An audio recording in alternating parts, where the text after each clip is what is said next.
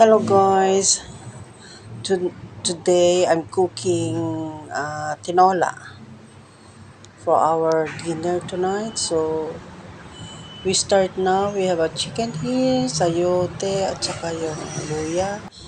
So start na tayo magluto kasi I'm hungry now.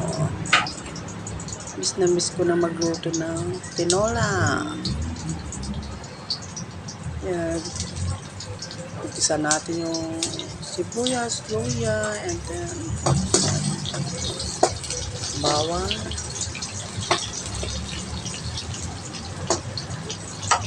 Tapos may mga chicken legs ang ginamit ko, and that's it. Yan, binigisa natin yung ginger niya, saka yung bawang, sibuyas. Katapos yan, nilagay natin yung pag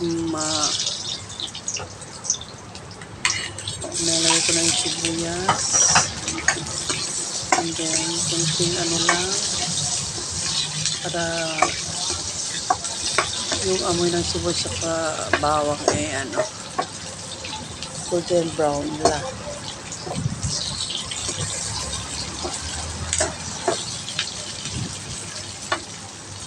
Yes. After that, ilagay natin yung chicken. Marinated na yung chicken natin with kunting patis saka pamienta. Magluluto tayo ng chicken kasi hindi kami gaano sa pork dito. So chicken lang. Titinola tayo kasi namimiss ko na yung sabaw. Kahit walang malunggay, okay na yung sayote, lalagay natin. So, okay, antayin natin na matuyo konti. Kasi ngayon, ginamit ko yung electric, hindi yung gasolina. Binigisa natin yung chicken. Gawin natin golden brown so that mabango siya. And after that, lagyan natin ng 3 dried chili.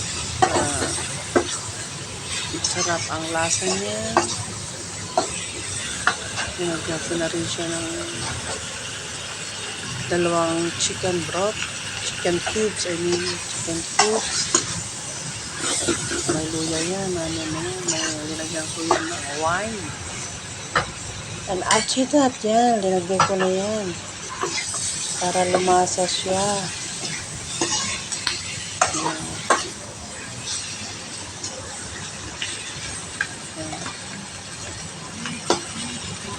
Tingnan maluto. Kasi gutom na si Mark, yung isang receptionist namin. Panggabi kasi ang work ko, kaya kakain ako ng marami. Kakain ng marami daw. Konting patis, lagay natin ng konting patis para masarap ang lasa niya. Hindi kasi ako naglalagay ng betchin. Lang. Chicken cubes lang po. Yan, pagkapos yan natin. Nilagyan na natin ng patis. Ilagyan na natin yung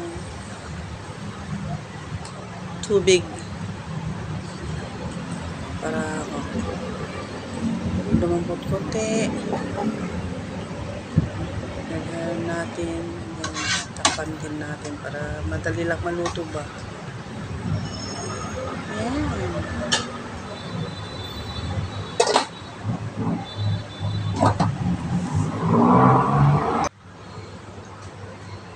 So,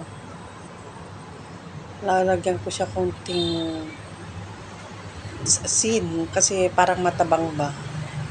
Tapos ibabaw ko yung sili para hindi masyadong manghang ba. Usually we using here the dry chili, hindi fresh ang ginagamit namin.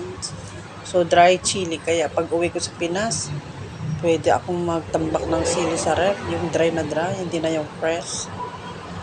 Sinasanay na rin ako na may mga chili ba. Masarap ang amoy niya yan.